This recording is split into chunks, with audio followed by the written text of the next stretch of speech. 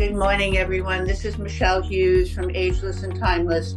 This morning, I have a beautiful guest, a woman that it's almost like an impossible miracle that she exists. And I don't want to go too excessive on this, but I can't tell you, it's just amazing what she's been through and how she's come to where she is today. Her name is Dr. Zulia Frost, and she is a clinical director for Recharge Health.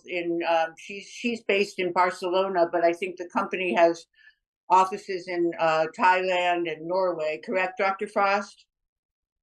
Oh, hello, Michelle. Thank you so much for having me on your show. It's a privilege. Thank you, thank you. Yeah, so you are located in both in Thailand and Norway, correct? You have your Norway is where your engineers are, I think, for the flex beam. Yes, Norway is our head office and most of the team located. And of course, we make this beautiful device called Flex Beam. We make them in Thailand. So we have part of the team located there. Right, exactly. Two wonderful places. And you're lucky enough to be in Barcelona, which yes. Just to give a little background on Dr. Frost for everyone that's viewing us today. Dr. Frost went to school in Kazakhstan, right? And then she moved to England, and she was practicing as a medical.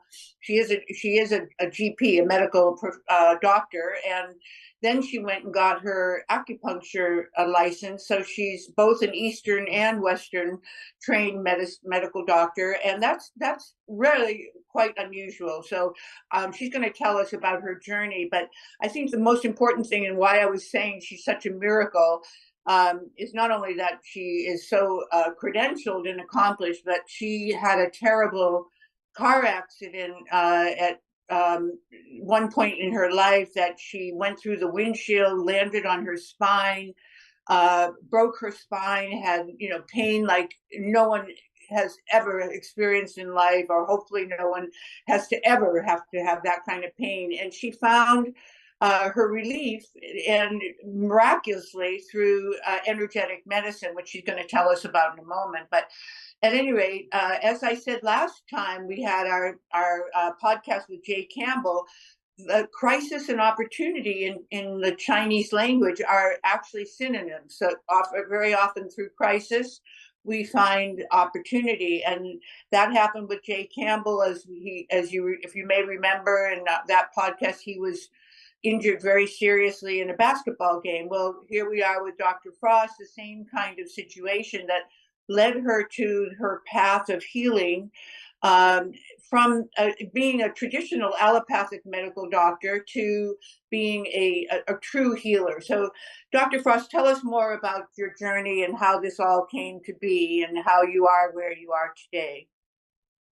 Well, you are speaking absolutely truth, because unless you try it yourself, sort of the other side, being a patient, you will never comprehend how much suffering people go through when they come to you as a practitioner, as a medical practitioner, seeking for help. And I think whatever happens in life, it happens for a reason. Now I'm become wise and mature, I realize this.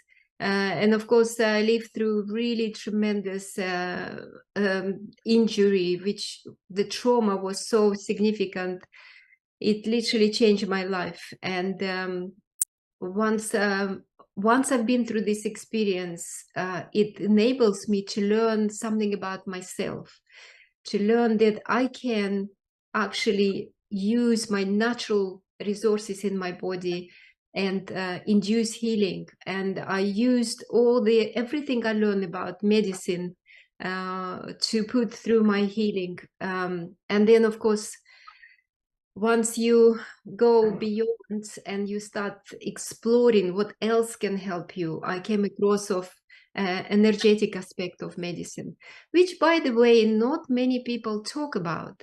We all know drugs works.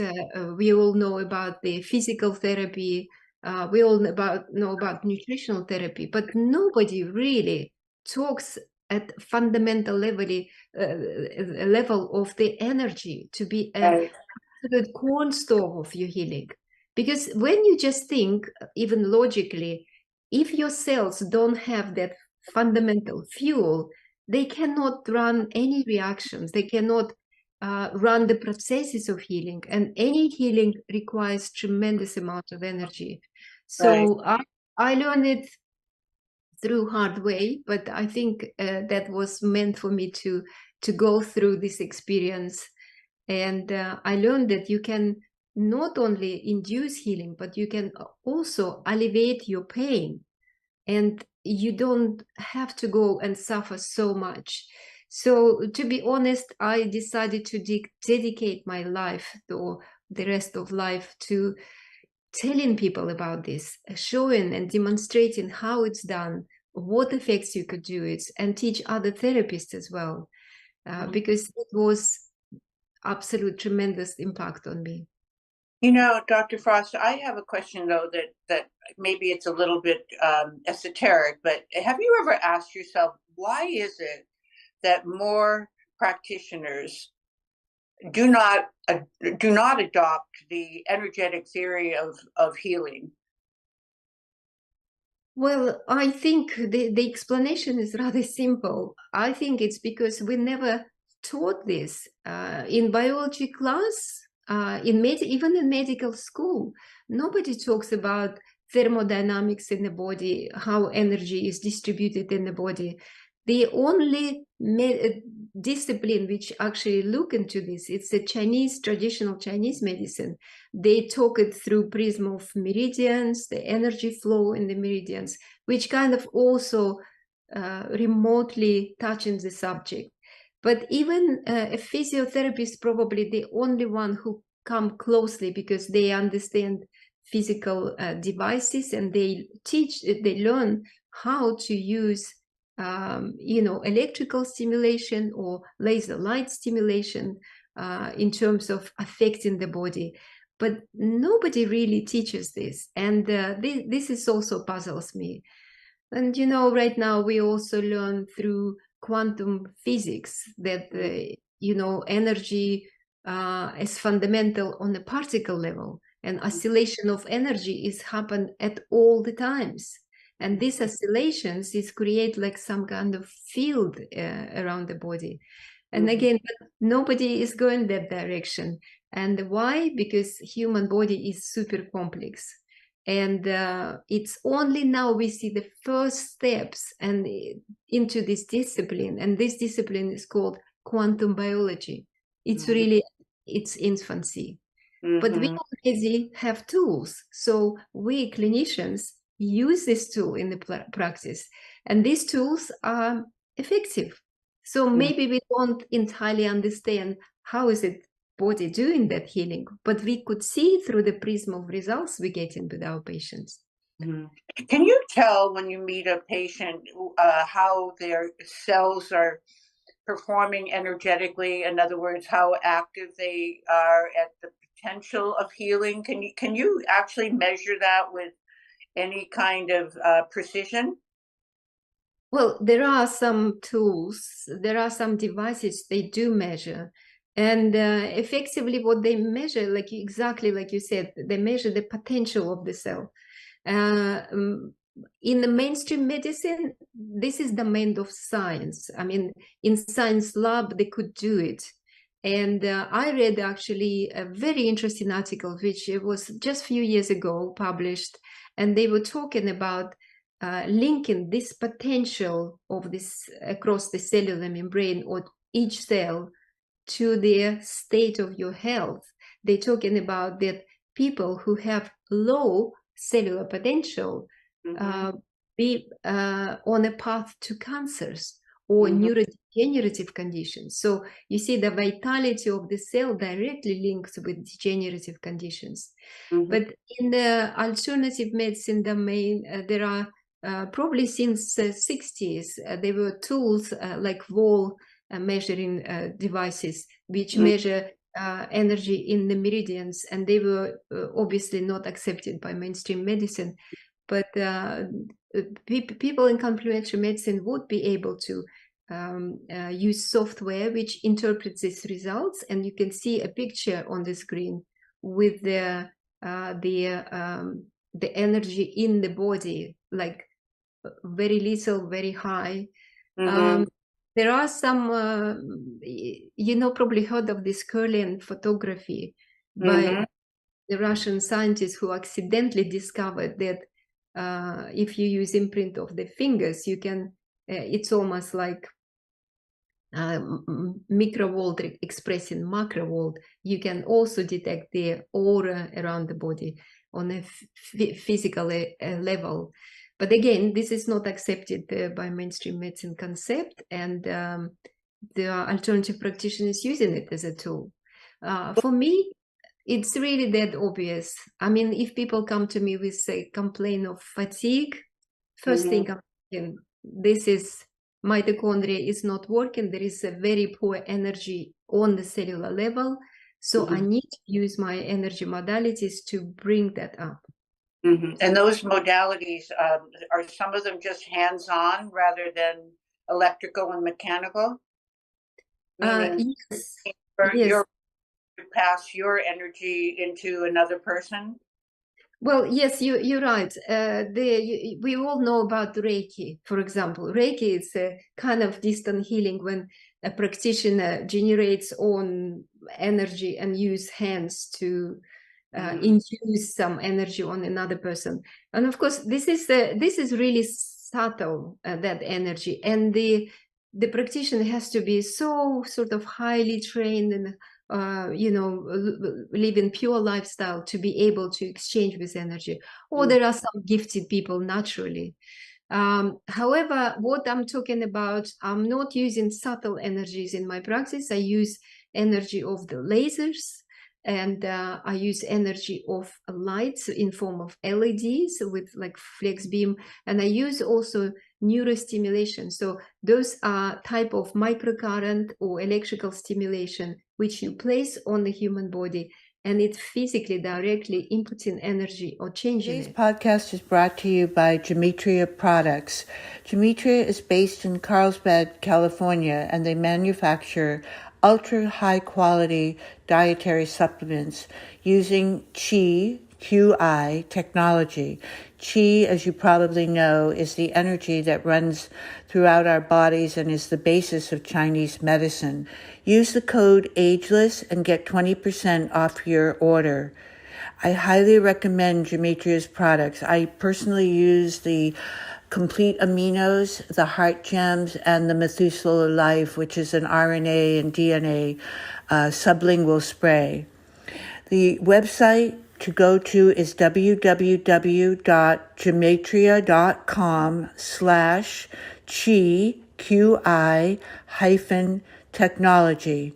And there you'll find out more about this fascinating company, their products, and the technology. And how do you make this a permanent change for the patient? In other words, if they're, let's say their lifestyle and their nutrition, you know, all their habits are not conducive to positive energetic flow, and you are trying to adjust that so that they can be more receptive to your healing modality. So how do you make those changes, or how do you help the patient to accomplish those changes? It's a good question. First of all, I agree with you. When I work with patients, I normally explain everything I do, and it's my education for the patient as well, at the same time as I'm treating them. So I talk to them about lifestyle changes. I'm talking about the better diet, good diet, and you know, because we're going through the sequence of treatment, so it's a course of treatments. You know, by the end of it, I see the transformation, because mostly people come to me, there would be people who tried everything and they not getting anywhere results. So they are grateful that I give them advice and they follow this advice. But you're right, lots of people, they just unwilling to make changes on the personal level, and therefore their healing cannot be completed. They might get relief from the symptoms temporarily, But if they don't address the fundamental issues, like let's focus on managing your stress level. If people don't address this, they will be permanently ill, because stress inhibits all your body functions, it inhibits your hormones, shut down your thyroid, shut down your sex glands. So if we don't address that, forget about it. We're not going to get result. So when a patient comes to you, do you do a baseline of testing with blood and other modalities in order to get to an understanding of where that patient is on the spectrum of potential healing? Sometimes I do, not always, because mostly I deal with people who are in pain. And when they're in pain, the body is screaming, help me. Yes, and help it, screaming, and the pain will be in a very specific place. I do also work with people like fibromyalgia, for example, who have widespread pain. But what is extraordinary that I would say by session 4, we already get result, such as, so people start seeing the lights in the end of the tunnel. And then they, of course, they're much more, willing to work together towards that goal. When things are obvious, you don't need to have blood tests. You don't need baseline, because baseline is necessary for scientists who say, well, that was before, now we're after. But most of the time, I know what I could do. We work with patients and we get there. They don't need, because they know they're already at the very bottom. Right. But however, yes, tests sometimes are necessary, especially when we talk about women, particularly postmenopausal, where hormones are doing, number on you, and you don't know where even to start. Well, you said something just now that you don't know where to start, and that's something that always makes me wonder: how does someone in your position figure out the path of the strategy to take with someone who's in pain, and you're feeling so compassionate for them, but there's so many different paths that you could take? And so, how do you know which one is going to be the one, or is it a multiple choice of path to take for that particular patient? And, you've been doing this for 30 years, so you obviously have some track record of knowing what works and what doesn't. But how do you figure that out? It is like a puzzle, isn't it? When someone comes to you and you're trying to deal with the tactical, which is their pain, but also the strategic, which is their lifestyle, so that they could be free of pain with a permanence, and instead of just having a momentary relief because you're helping them at that time. So how do you figure that out when you have 30 years of patients that you've treated? Yes, you're absolutely right. This is experience. And experience, by definition, that means you learn from your patients and you make mistakes. And then collectively, you see, let's say, for example, people with arthritis in the knee, yes? I see them probably like once a week. Somebody would come with this, yes? And when you see for a number of years, you know what works. You know what causes arthritis. Yes, it's not just the damage of the joint, it's excessive acidity in the body, for example. Yes, so you need to look in the what sort of diet, how to alkaline the body, and the posture. You look at the posture. So you say, okay, you're sitting in the office all day, then you get in the car, you sit, you get home, you sit. No, you need to move. You need to move and you need to stretch. And it really came through my experience on daily basis with patients. Besides, there is a kind of like structure. What I teach other therapists is almost like a flow chart in my head. For example, if you have a patient comes with pain, you have to assess whether it's recent incident or is it ongoing. It's chronic pain. Yes. So if it's in case of chronic pain, that means it started to affect all of the body. So when it starts to affect all of the body, you need to look exactly holistically. You need to look, how's the digestion system work? How's the night sleep work? Does this patient has a good time sleep? Because healing starts with a good sleep, you know, and you will never have a good sleep if you're in a stress response. So you have to address these lifestyle changes together with this. But yes, to answer your questions, it's 30 years of seeing on daily basis. It creates structure in my head. So when you were injured so seriously, how did the infrared light, how did that come into your life, and how did that lead you to where you are today as the clinical director for a company that is producing an infrared light? And it is for everyone that's watching, Recharge Health produces a product called the Flex Beam that, if you look online under their website, which will flash across the screen here momentarily, so that people can know exactly what you do, and that this particular product is the product that you found and saved your life. So what is your how did it all happen? Just give us a history of how one crisis led you to this huge enlightenment and awareness that is now helping thousands of other people. Yes, you're right. It's so helpful.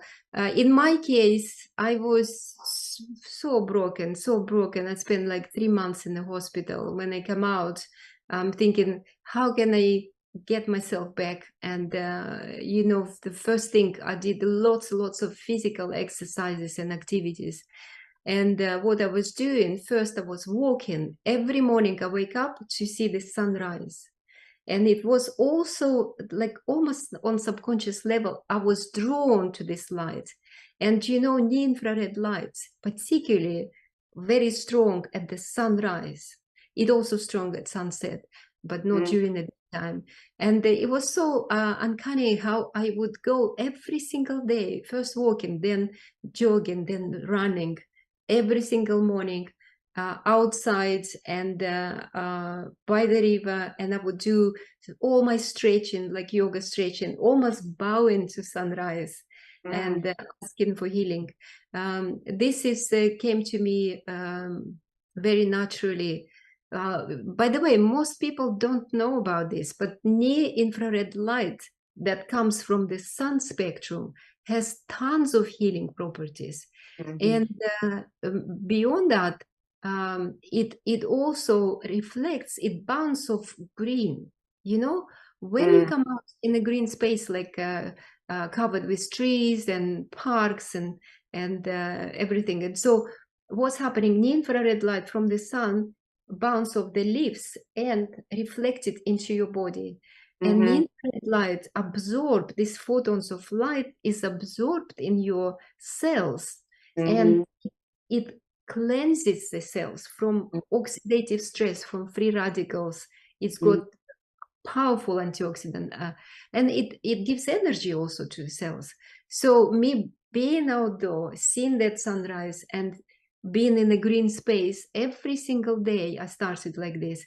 It was huge help to healing in my particular journey. But I got myself back after 7 months. I was already really good. I was doing most of activities, including, I was able to run in 7 months with a broken spine in 3 places. That's it's incredible.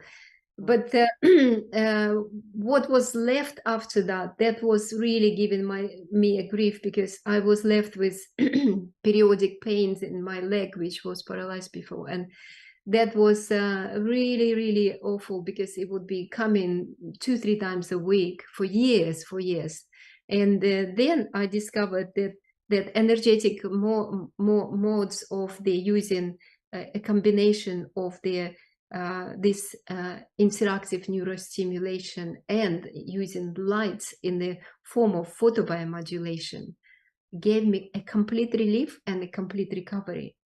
So then I got so excited. So I said, I must tell you, the world have to know about this. And I start treating people using these modalities, and they got so excited and say, why don't we know? Nobody heard about this. So to me, it was a goal to propagate this knowledge is number one. And number two, I wanted my patient to have something like this, a piece of this sunlight at home. Mm-hmm. And I started looking for people who can manufacture this, because patients are limited. If they see me once a week, or sometimes once in fortnight, and this is not enough. If you want rapid healing, you should have it daily. Right. So I was looking for people who could share my vision. So everybody should have one at home and use it, and therapists can guide them. So that is how I came across of my another two founders, and we founded the Recharge Health. And the first device it comes up is Flex Beam, which produces red and infrared lights and can be used at home as a therapeutic modality. So, and that's patented. What your two co-founders or other founders developed, it's a patented technology. Well, technology lights you cannot patent. You cannot. It's expression of nature. So there are some things which you can patent around it, but the gift, I think, to humanity is to have this, because it's nature. It's like having sunlight with you in your home. When you have dark nights, when you stuck in the office, you can't be outdoor. And to be honest, lots of people live in the cities and they just don't even see sunrise. They don't see sunset because of this. They're surrounded by skyscrapers. You and I are lucky that we live in climates that you're Mediterranean and I'm California, where we have the sunlight. So you had mentioned an optimum time of day, morning and late afternoon. So not in the middle of the day, though, right?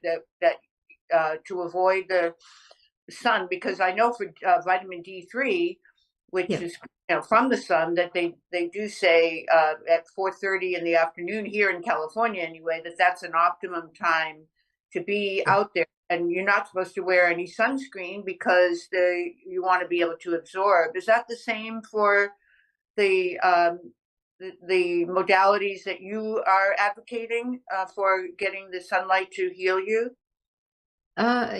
You're right. That the white light during the daytime, it's really very strong, and it activates production of the vitamin D in your skin. Right. This typically happens during the whole daytime, the white light, right? Right. The reason why people tell you don't go in a 12 day in the sunshine, it's because sun is very, very strong. And there are 3 bands of UV lights: UVA, UVB, and UVC. And if it goes further in like UVC would be dangerous because it could cause skin cancer. However, if you expose your skin only within 20 to 30 minutes a day, it's therapeutic. Typically what people get cancer, sailors or who have a boat, yes, they always outdoor and they get reflection from the water as well. So in a sense, like you said, if they go sort of in the afternoon or sort of 11 o'clock in the morning up to 11, it's a very positive. You can have healthy exposure and you can make your vitamin D. However, if we talk about red light therapy, which is red and infrared light, this is the time of sunrise and sunset. So it's opposite. Yes, but we have also different healing properties. And one of the healing properties is to stimulate production of melatonin. Yes. This melatonin is now considered to be a most powerful antioxidant. Yes. Even more powerful than glutathione. You know about glutathione. Of It's course, yeah. the Yeah. hormone, right? And for, one of the most important for liver health, right, is to glutathione. But yes, I'm so glad you brought up melatonin. It has such a controversial reputation, and it is from the pineal gland, so it's not something that you're taking that is from outside of the body, like a pharmaceutical drug is made, from a lot of chemicals. This is naturally produced in your body. So, but it has, it's known for its circadian rhythm management, and people take it when they travel for getting on time zones that are, where they're heading from where they're coming, and so it helps to get sleep. That's the main part that people know about melatonin. But then what was that book that I forgot his name, the doctor that wrote the book on melatonin and all the other benefits of melatonin that are not well known or accepted. So talk to us for a moment about the importance of melatonin for healing. Absolutely. And Michelle, you absolutely put the nail on the head. We need to know, because science not standing still. Science is learning. And the latest research in melatonin industry is to say that, hello, our body produces melatonin not just in your pituitary gland, not just releasing into the bloodstream. Actually, 95% of melatonin produced inside the cell. I mean, this is like very latest knowledge. And not, of course, not every cells, but most of the cells. Like it produces in your thyroid gland, it produces in your muscles, it produces in your brain, it produces in your gut. So it's a quite, as I said, it's big amount, 95%. And that subcellular melatonin has very powerful antioxidant properties. So and when you expose yourself to this red and infrared light, you're gonna increase that production, melatonin. But you're right to say, I was also questioning, I was thinking, surely if you only stimulate production melatonin, it may be, for some people it's not good, because it's too much, it could be too much. And what I discovered, because I designed specifically a case study to see how melatonin, how red light actually, does it affect melatonin or not? Number one question I had. And second, do you have to look at it, or can it be just on the skin, still active? And the third question was, is it just make it more and more and more melatonin, or it has a relative property?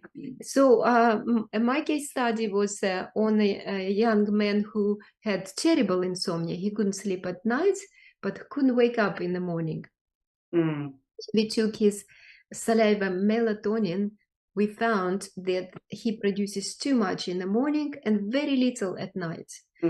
So he used Flex Beam for 4 weeks, only daily, Monday to Friday, and weekends he kept off. And on week 5, we took another sample of melatonin, and we found, very interesting, we found that his melatonin at night increased within the normal range, and melatonin in the morning decreased back to normal level. So that answers my question, that it's not, blindly just increasing. It has regulative effect on the body. One. Number two, we used it on the body. We didn't use people didn't look at the light, only on the body, and we got results. That means, yes, through the skin, you can also stimulate production, both melatonin by your pineal gland and subcellular melatonin. And of course, we found that red light actually does influence production of melatonin. So all my questions were answered. And now we repeated this protocol on many patients. And everybody is saying how fantastic it is to regulate sleep, to actually also it impacts your anxiety levels, because you become so calm and peaceful. And this position over the heart is really peaceful. So it helps with anxiety too. Does that mean, though, Dr. Frost, that you should use the flex beam because it does produce more or help to produce more melatonin? Should you be using it more to the later in the day time frame so that you are encouraging your circadian rhythms with the melatonin increase to help you to sleep at night? So maybe do not do it in the morning or during the day, so the opposite doesn't happen where you fall asleep, because it is very relaxing. I mean, there's no question that heat and the red light and the healing feeling that you get when you have it on your body, it's so relaxing. I can be a firsthand spoke for, because I always use it at night. But I'm just curious to know how you guide your patients with the use of the flex beam. Yes, it's a really, really important question. Remember, we try to mimic nature, and in nature you have sunrise, red and infrared light, and sunset.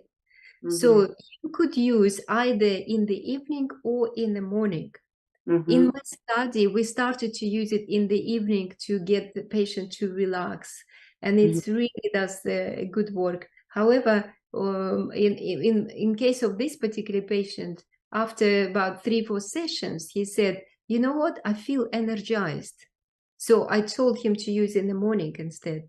And the rest of the time he used in the morning, and he felt fine. He still was able to regulate his melatonin level. You brought something super important, talking about circadian rhythm. Because people should understand also circadian rhythm, it's not just your sleep and daytime. Circadian rhythm is much more complex because all your body functions attached to this body clock. So hormones are released at certain times during the day and during the night. With normal lifestyle, lots of people stay up too late.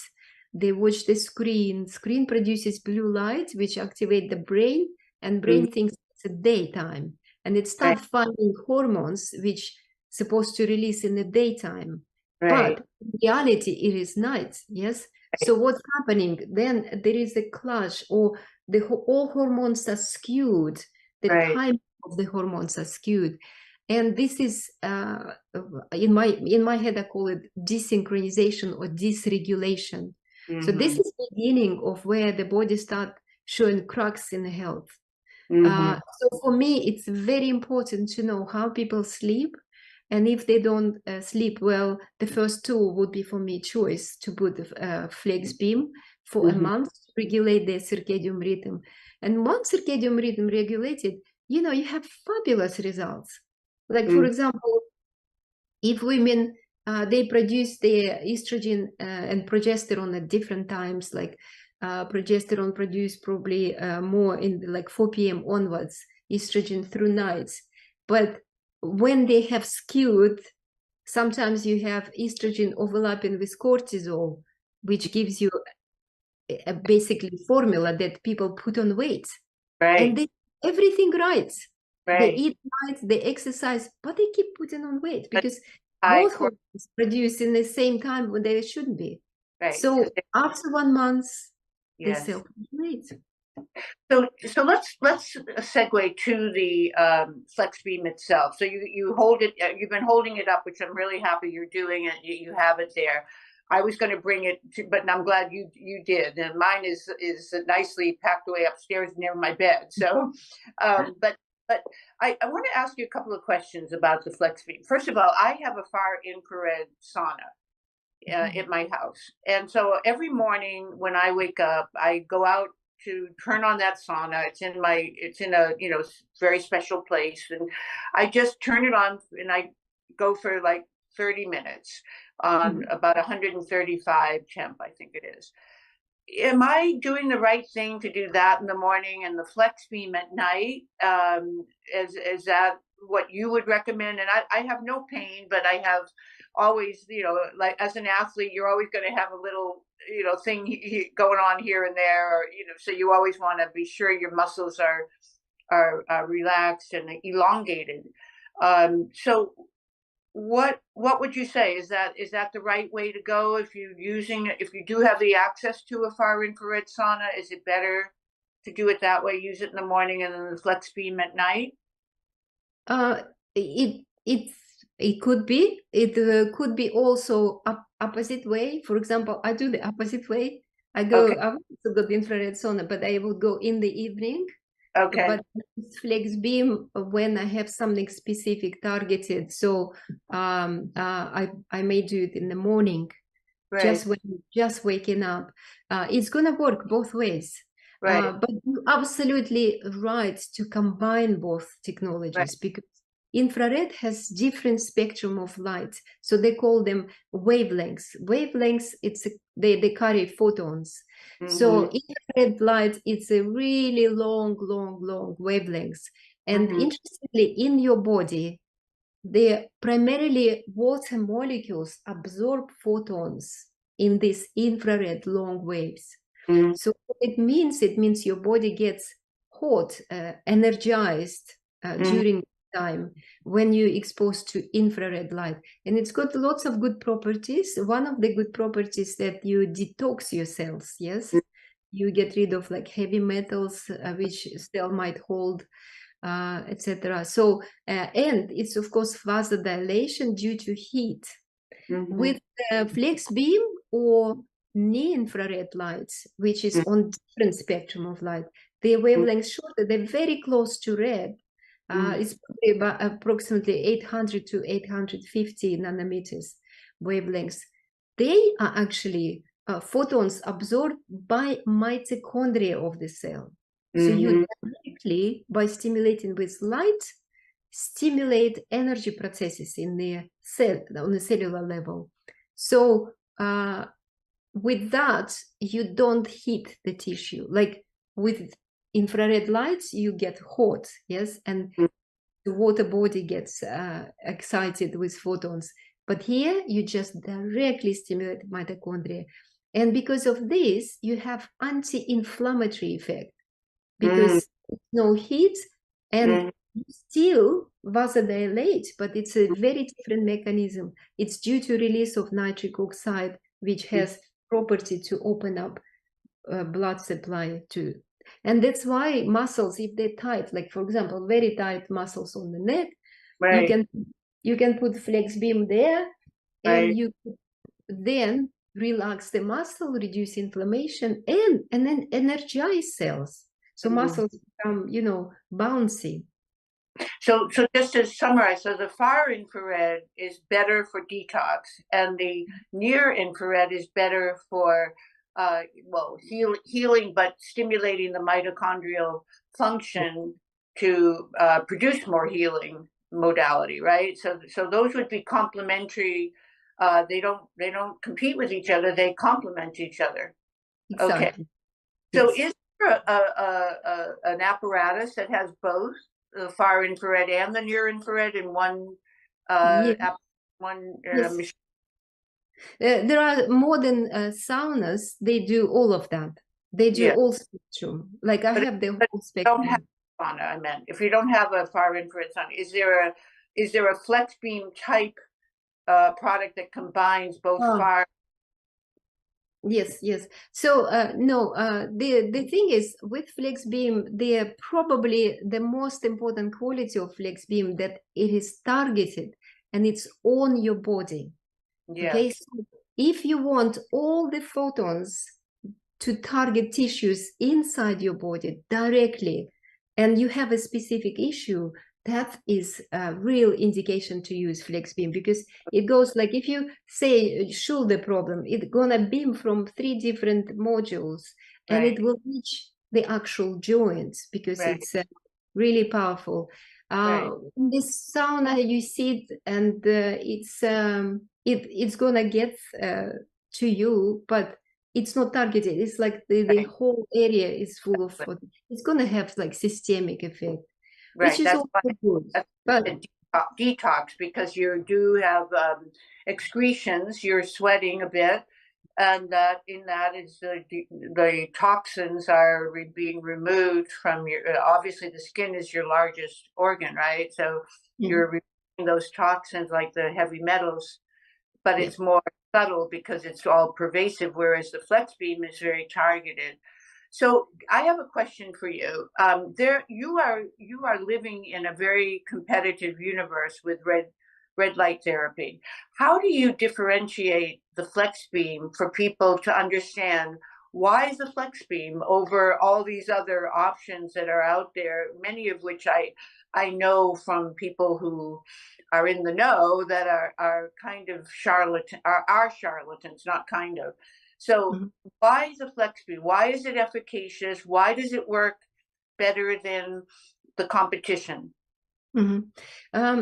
Yes, first of all, I must say that there are lots of good devices on the market.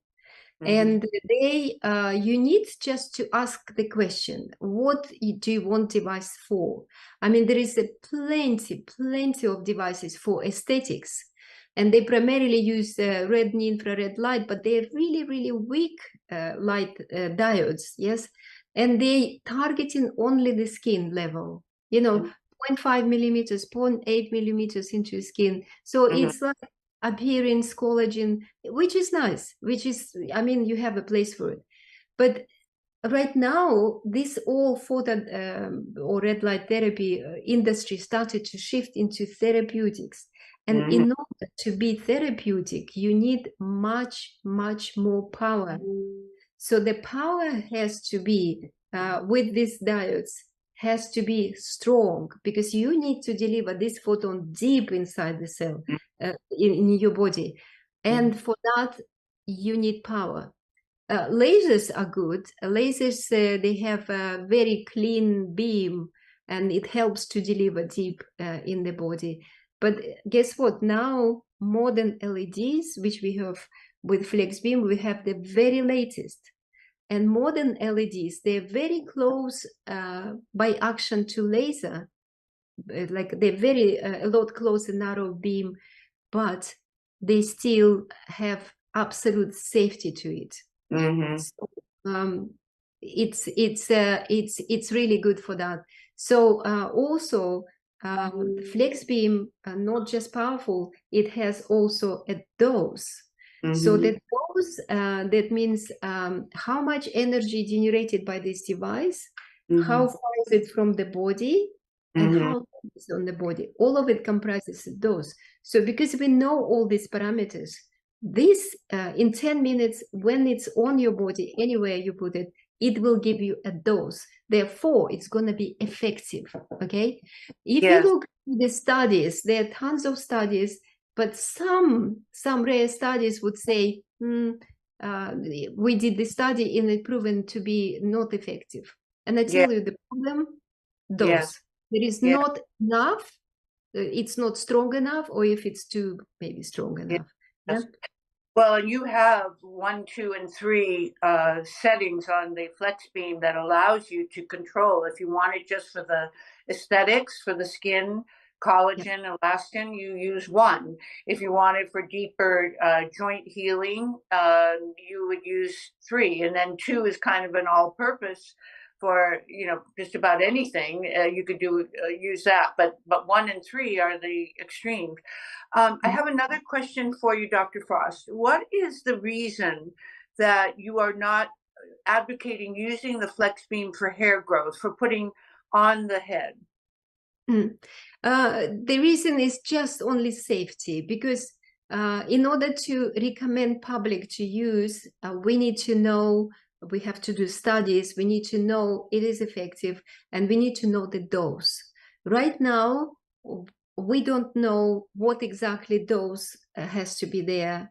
I mean, red lights, generally speaking, and anecdotal cases, we have really good results with people just doing it anyway. But if you use program 1, it's primarily red lights. Technically, you could do this. But because we have not done it, I cannot, recommend to my patients. And then when I spoke with one of your customer service people, he said, do not use it on your thyroid or on your neck because of the thyroid. But he didn't really explain to me the reason. But to me, it seemed like you would want, like if you had any kind of wake up with a kink in your neck, you might want to use at least on one to get some therapeutic effect, and the same for the hair growth that we just talked about. So as long as you tell us that it's not dangerous, as long as you stay conservative with the setting, I think maybe that's what I would guide people who are using the flex beam or want to use it.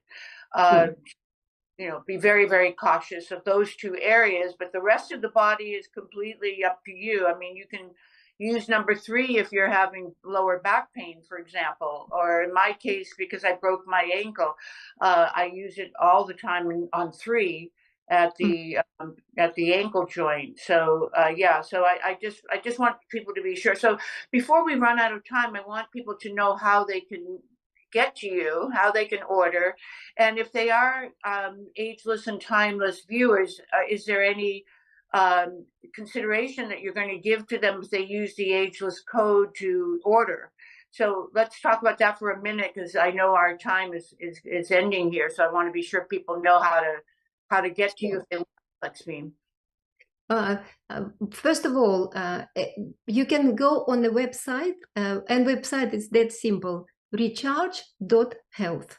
That's all you have to type into Google, and it gets to our website. We have also customer support options there on the website. You can write. If any questions to me, it will come to my desk and I will answer. And of course, the company will give some voucher to go with your podcast, so they will have a discount to get their own flex beam. Okay. And remember, ageless, just as they say, ageless, if they send you an email and say, I want to order a flex beam and I'm using the ageless code, what is the price that they would get, just so people know? Because I think your retail is around $500 per at the moment. Yeah, at the moment it's $450 plus tax, and they can get, I don't know, it's the sales department will give you the discount, but they will get good discount. Okay, I don't want to put you on the spot there, because we really didn't talk about that, but I did want people to know that by being ageless and timeless viewer, there will be a special pricing, and we'll put it into our Michelle Recommends on our website as soon as we have that information from your sales department. Well, Dr. Frost, Zulia, I mean, you are just an amazing person, and I am so happy our paths have crossed, and you've just been so gracious today to explain in more detail why the flex beam, why targeted infrared light is so important to healing. And you are, of course, the classic example of how that has worked in real life. So I want to thank you again for taking your time today and being so generous to explain to our viewers exactly what red light therapy is and why it's so important to add to your arsenal of healing modalities. So thank you so much, and I wish you a beautiful day, and please, maybe at some point we'll have you back if you'd like.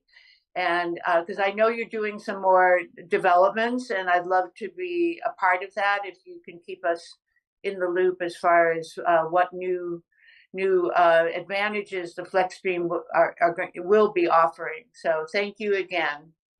Thank you so much, Michelle, for having me. And I'm wishing all of your listeners and viewers absolute health. And I wish them to conquer and recharge their body. There you go. Thank you. Okay, take care. Have a beautiful day. Bye-bye. Bye.